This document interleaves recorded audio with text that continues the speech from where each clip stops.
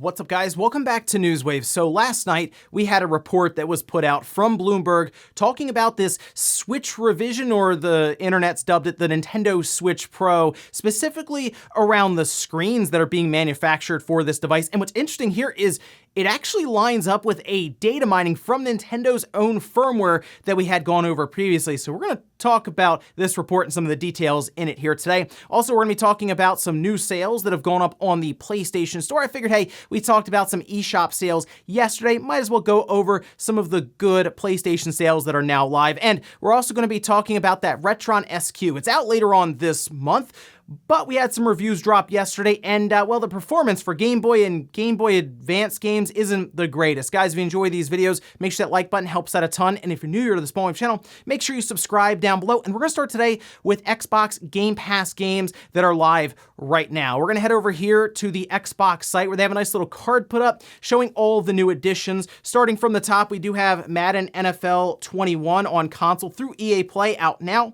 Then we have Football Manager 2021 on PC, that also launching today. Football Manager 2021 Xbox Edition console and PC launching today. NBA 2K21, that's through cloud and console, so you should be able to play that one on your phone through xCloud, also launching today. And then sometime later this month, we will have Star Wars Squadrons head to console through EA Play. And then next month through EA Play, we'll have NHL 21. And looking at the lineup card here, it does look like half of that is from EA Play. So Microsoft was kind of leaning on EA for the start of this month anyway, but having NBA 2K21 thrown in there, that's pretty cool too. But either way, not bad. I like to see these sports games get added in because those are games that usually you'll buy and you know right away it's going to depreciate in even a couple of months. Those usually get marked down very quickly, so I'm more inclined to try them out as they get added to different subscription services like this. Also, we had talked previously about E3 for 2021, and yeah, we saw and figured that it was going to be canceled as a physical event, but what about like a digital showcase? The thing that I was thinking though is, why wouldn't a big publisher just hold their own live stream? And I think that's what might be happening here, as we can see a new trademark that was filed by Bandai Namco, this being Bandai Namco Next, a trademark currently filed in Europe, and then it was actually pulled down. This trademark was filed on December 29th, and a lot of people now are looking at this thinking this could be their own presentation style. Think of like a Nintendo Direct or a State of Play, and we've seen some other companies do this around E3 time, right? Square did their own full presentation, and I kind of look at this and say, maybe Bandai is getting to the point where they feel like they have enough to show, and maybe they don't want to wait for E3. Maybe they want to show up before then, and they want to have marketing in place and have a whole name set up and be very, very organized. I think that makes sense. I mean, we see how much hype is around Elden Ring right now. That could be their headlining game, and people would be super hyped over that. So yeah, I kind of think Bandai is going to go off on their own rather than just try to fit in with what E3 is trying to be this year. Oh, and something that shouldn't be surprising to anyone, it looks like Nintendo is going to stop taking in 3DS systems for repair. They posted this up on their site, and through Google Translate we're able to read it saying, this time Nintendo 3DS main unit and regarding the Nintendo 3DS LL main unit, it is difficult to secure the parts necessary for repair, so we will stop accepting repairs with the arrival of our company on March 31st, 2021. So at the end of this month, they will no longer be accepting repairs. Any systems that have gone to them before then and are still in transit, they will still cover, but obviously the 3DS is a bit old now, and I'm sure they want to move past that. And if they're not able to get parts for, say, the screen itself, because that was like one of the biggest things I had to repair was the top screen, and it was really, really annoying, or the charge port. I could see how that would be an issue for them to continue securing over the next couple of years, especially if they are looking to move on from 3DS manufacturing, as they obviously are. And that also brings up the point of 3DS collectability might be something to start looking into in the next year or two, as those systems were broken quite a bit. So while it's sold a lot, 70-something million, there might not be that many out there in circulation if you really start thinking about it. And guys, with some of the quick news out of the way, let's get into the bigger stuff. Let's start right away with this report out of Bloomberg around the Switch revision. And the interesting thing here is, if you remember a little while ago, we talked about a data mining where Michael Sayers and a couple of other people had been talking about things they found in the firmware that seemed to point to a different display being used for this new Switch variant that was found in the firmware. And it appeared, after really looking through it, they came to the conclusion that it possibly could be an OLED display. A lot of people looked at that and said, 4K and OLED? That seems a bit out there for Nintendo, as they like to go cheaper at times on their systems, and we'll be kind of behind the times when it comes to overall power. Well, it looks like they may actually be going for an OLED display and 4K output through the dock. Check this out. This is over on Twitter from Takashi Machizuki over on Bloomberg, saying Nintendo to buy rigid OLED display panels from Samsung Display for a new Switch model planned this year. People familiar with the matter say 7-inch 720p mass production as early as from June. To go a little further, explaining why they would do something like go with a rigid OLED, unlike flexible OLED that high-end smartphones are using, rigid OLED is cheap and prices have been falling recently due to oversupply.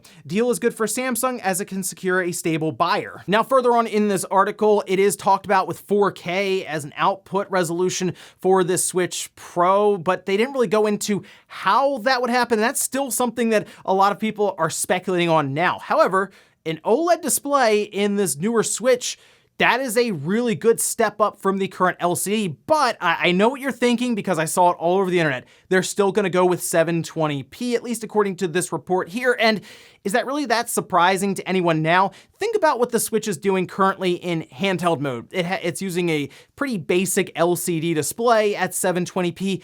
And the system very rarely is native 720p across the board while you are playing different games. Doom and others will drop down like 540p or something. You get Xenoblade Chronicles 2 on there, that thing's like 360p or something.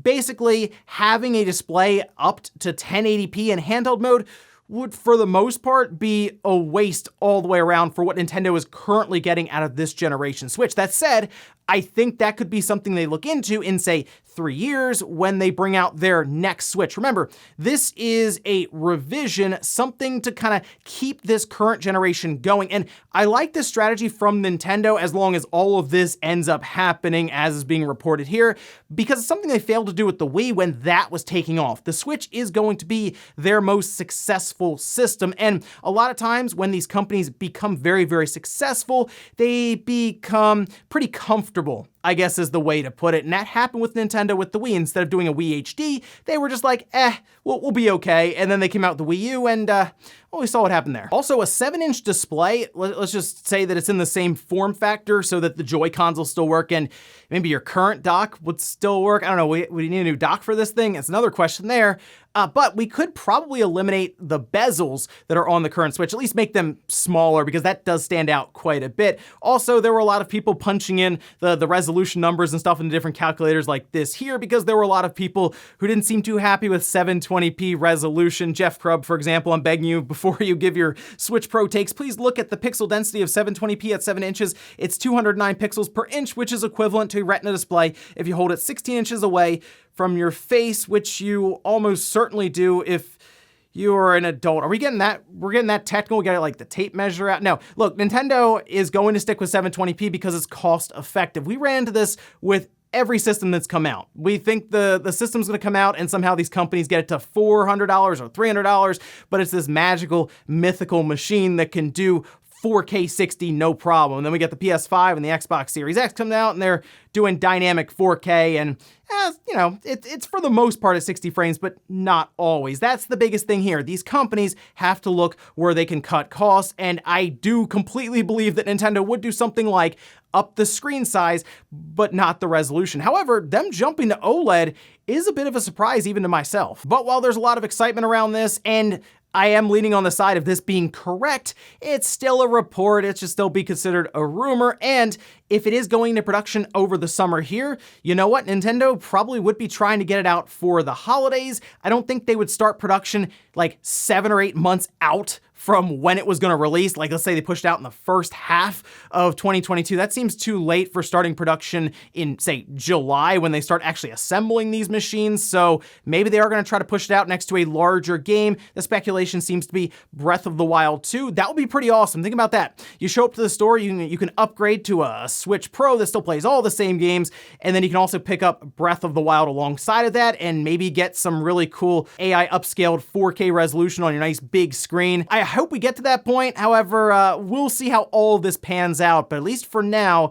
there are reports currently about Nintendo, OLEDs, and 4K. Next up, let's talk about a couple of sales that are going on currently on the PlayStation Store. We have the PlayStation Under 15 sale and the PlayStation Essentials sale. You can see some of them here, and I also picked out a couple of games that I was going through and I thought were pretty cool at some pretty good prices, actually. Starting with Bully. I mean, come on. If you have not played Bully, it's $9. That's 40% off. And then I also grabbed another older game that was brought up for the PS4, that being The Warriors, $8.99. That's 40% off. If you want to go pretty cheap for it with a game that has quite a bit of content, Dead Island Definitive Edition is $3.99. That's 80% off. And if you're looking for kind of a Tales game, Tales of Zestria is $8.99. That's 85% off. Those games from the Under 15 sale. Moving over to the Essentials sale, we have Assassin's Creed Odyssey at $14.99. That's 75% off there.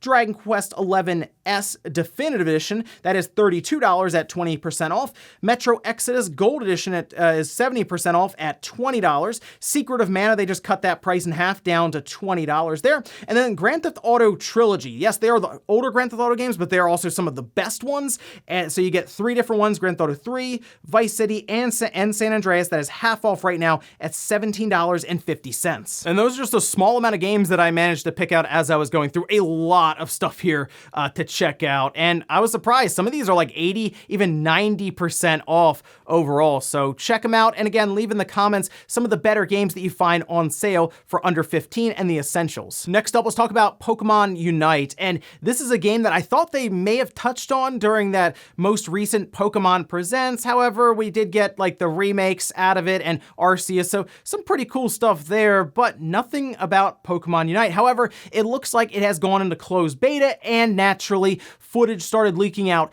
everywhere. I think Go Nintendo had like 10 different videos posted, and every single one got hit with a copyright strike, and it was just ripped down after that. So, hey, if you were able to see it in time, there you go. You could see some beta footage of Pokemon Unite. This was the Pokemon game that's in collaboration with Tencent. It's going to be for phones and the Switch. Looks very much like a strategy MOBA style game, and there were actually a lot of people who were interested in the idea of this one. And there were also some screenshots and video footage that appeared of kind of how they were going to monetize this. It does look like it will, of course, have some kind of currency that you can buy, I guess, and also a full battle pass. But yeah, I mean, you might still be able to find some out there, especially if you were curious about how Pokemon Unite was shaping up. And the release date, from what I've seen, is still to be announced. I assume they're going to try to get it out sometime this year, especially if they're in closed beta now. Could even release over the summer. And in our last bit of news, let's talk about that RetroN Sq. It's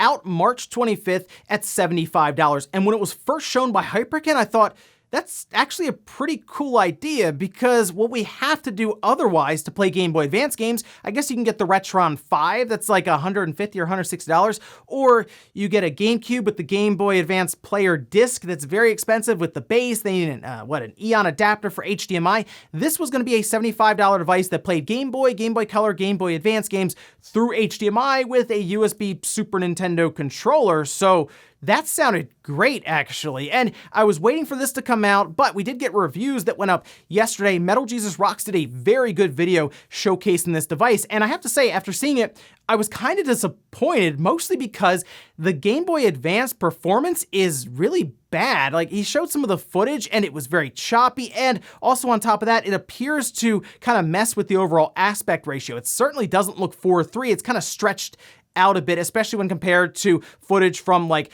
the Game Boy Advance player on the GameCube itself. And it does look like it still does the same thing that the RetroN 5 does, where it essentially rips the game itself to its internal system to then play through an emulator. And I don't know, it's just, the quality isn't great from what I'm seeing, but what was really interesting is Hyperkin decided to respond after Metal Jesus posted up his video. The compatibility with Game Boy Advance titles is still an effort that will take longer. We want to emphasize that the RetroN Sq software is open source, which we will hope inspires the community to contribute to the RetroN Sq project. You can expect the patch to be downloadable here. Launch day, March 25th with installation instructions. We heard your concerns and we're determined to deliver enjoyable experiences for both non-enthusiasts and enthusiasts at heart. Thanks for your support. So a couple of things here. One, yes, that means we do have a day one patch for this system. It has an SD card in the back, I guess, that would allow you to put new firmware in, and then it'll basically be able to install that firmware that you pull from your PC. But two, they also mention it's open source, I guess that being their emulator that they're using, and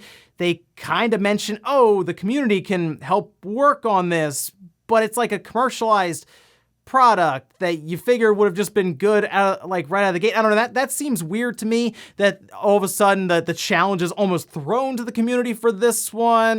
The way it's launching here, it certainly doesn't appear to be something I would go out and buy day one. Let's see how these initial couple of systems go and what they're able to do with the firmware and that emulator right out of the gate. You know what? I'll actually go and pick one of these up and we'll see if things do improve with that day one patch and going forward. And before we go to the comment of the day, we'll take a look at the poll that I posted up where I asked, did you ever use the PlayStation Store to buy a movie or TV show? 88% of you said no, 12% of you said yes. And there were quite a few people who just said, you can do that, like in the comments down below. There were a few of you that also mentioned that there were some very, very good sale, like $10 or something for the Breaking Bad series. And like, yeah, that's a solid pickup there. But I just look at this and say, Sony realized no one's using this thing and we are spending resources keeping it up to date, maintenance, adding more movies and TV shows. For them, it probably wasn't as profitable as they needed it to be, and they decided to move off of it and just rely on these streaming services. And we'll finish up with the comment of the day as you're seeing here. This is from Nobody saying, people would say Chrono Trigger is too short if it was a shot-for-shot remake. Chrono Trigger takes anywhere from 15 to 20 hours to 100% it. They would have to find a way to extend it in some way. That's something we ran into with Final Fantasy VII Remake. There were times where that game felt bloated. It felt drawn out. Different points where you're going between objectives and it's like, wow, this sewer is like the biggest sewer I've ever seen. But I get what you're saying here. Chrono Trigger, sure, if you put it out shot for shot, it is a shorter game technically, but then you have to get into the whole thing of, do we mess with this game that much, or do we just give the fans what they want, which might just be a legitimate shot-for-shot remake, just more modernized and visual style and all of this. That is a thin line you kind of have to walk there, especially if you're someone who's trying to put out a product that's going to cost a lot to make and you still want to try to sell it for $60 or who knows, pretty soon, $70. And ladies and gentlemen, that's going to do it here for Newswave. If you enjoyed this video, guys, hit that like button, it really helps out. If not, hit the dislike. Leave comments down below about everything we talked about here today. Where's the Switch Pro or the Switch Revision, 4K, OLED, 720p in handheld mode. Let me know what you think about this report here. Does it surprise you to hear once again that Nintendo could actually be going with OLED from Samsung? Also, what do you think about that RetroN Sq? I saw several of you mention this on Twitter because I think it is an interesting device, but were you let down by some of the performance that we've seen so far? Thanks guys for watching, and I'll see you next time.